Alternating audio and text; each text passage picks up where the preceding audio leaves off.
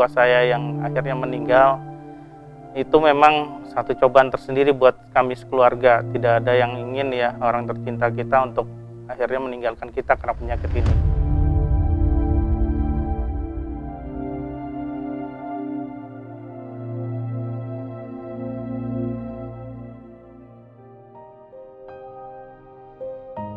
Nama saya Leo Rinaldi Hastasani.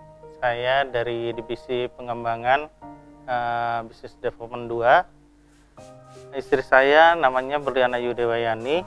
Lalu anak pertama saya bernama Valina Yurinaldi. Anak kedua saya bernama Faiz Bahtiar Rinaldi. Dan yang paling kecil namanya Rafiski Atayela Rinaldi. Nah, waktu itu awalnya kami sedang merawat mertua kami di rumah yang sedang sakit. Lalu setelah kami cek ternyata beliau positif COVID. Kami lapor ke dokter kantor, lalu kami sekeluarga atas arahan Dokter Amalia, kami dites swab. Hasilnya pada saat itu setelah 1 hari setelah kontak kami masih negatif semua. Namun beberapa hari kemudian istri mulai bergejala. Nah, setelah bergejala itu istri isolasi di kamar sendiri.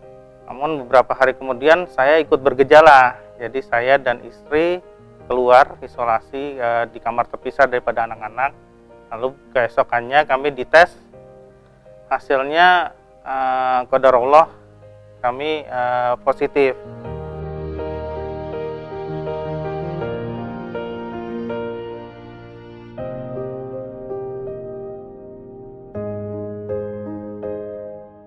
Keesokan harinya qadarullah juga anak kami yang paling bungsu, yang paling kecil ikut terkena positif. Namun 2 anak kami yang pertama dan kedua alhamdulillah negatif. Support dari perusahaan PT Indonesia Power terhadap kami sekeluarga sangat luar biasa ya. Dari mulai saat kami teridentifikasi terkena COVID hingga pada saat penanganan sakit itu luar biasa dari support dari Dokter Amalia, dari tim Tagana juga support ke keluarga kami itu mensuplai kebutuhan untuk sehari-hari serta memberikan kita juga peralatan untuk memonitor kondisi kita.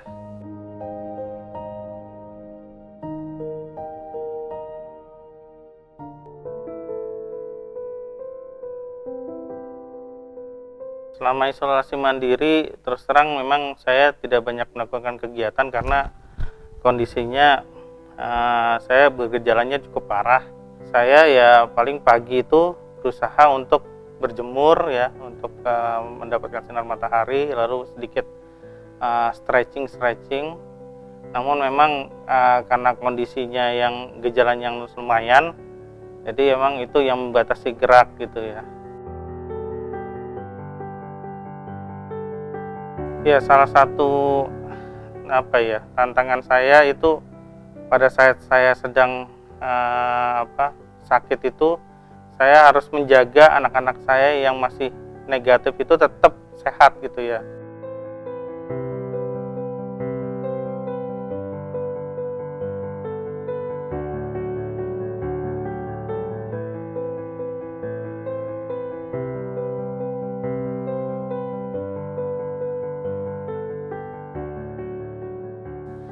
Jadi cara kami itu makanan itu kami bungkus plastik, lalu plastik itu saya juga mengantar makanan itu dengan pakai sarung tangan, lalu pakai masker gitu, dan itu kami beri disinfektan. Jadi bungkusnya kan makanannya tidak terkena disinfektan.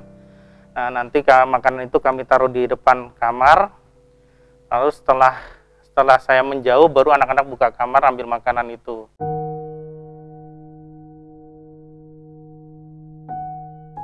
Nah, anak-anak juga kami lengkapin juga dengan sarung tangan, masker. Jadi pada saat membuka kamar itu ya kami menganggap itu tahapan-tahapan kritis. Jadi itu harus terlindungi sekali gitu. Dengan proses itu kami tetap bisa menjaga anak-anak yang negatif tetap negatif sampai kami akhirnya yang terkena positif itu akhirnya negatif semua. Alhamdulillah.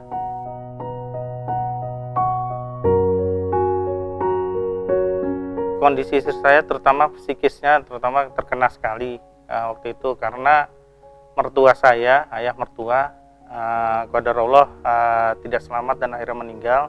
Nah, kondisi tersebut mempengaruhi psikisnya beliau. Akhirnya karena kondisi psikis itu membuat kondisi beliau akhirnya drop dan akhirnya harus dirawat di rumah sakit. Kita harus ikhlas ya dengan kondisi apa yang kita dapatkan. Insya Allah dengan kita ikhlas dan sabar, Allah akan memberikan jalan kepada kita terhadap jalan keluar terhadap masalah-masalah yang kita hadapi. Dan saya beserta istri walaupun kondisinya terpisah, istri di rumah sakit, saya di rumah, walaupun terpisah dengan anak-anak di kamar, kami tetap menyempatkan untuk rutin berkomunikasi lewat ya entah WA grup gitu ya, kita melihat kondisi, saling mensupport satu sama lainnya gitu. Dengan sabar dan ikhlas, insya Allah kita akan bisa menghadapi COVID ini dan bisa sembuh seperti sedia kala. Dengan ikhlas dan sabar, Allah akan memberikan jalan keluar dari masalah yang kita hadapin. Ya, kondisi mertua saya yang akhirnya meninggal itu memang satu cobaan tersendiri buat kami sekeluarga. Tidak ada yang ingin ya orang tercinta kita untuk akhirnya meninggalkan kita karena penyakit ini. Namun saya yakin dengan hadis Rasulullah bahwa beliau itu sudah diberikan yang terbaik oleh Allah Subhanahu wa Ta'ala. Karena salah satu hadis beliau, jika ada orang yang terkena wabah dan dia ikhlas dengan itu, insya Allah akan diberikan pahala syahid. Yakin saja bahwa cobaan itu pasti memberikan sesuatu, Allah akan mengganti kita dengan sesuatu yang lebih baik.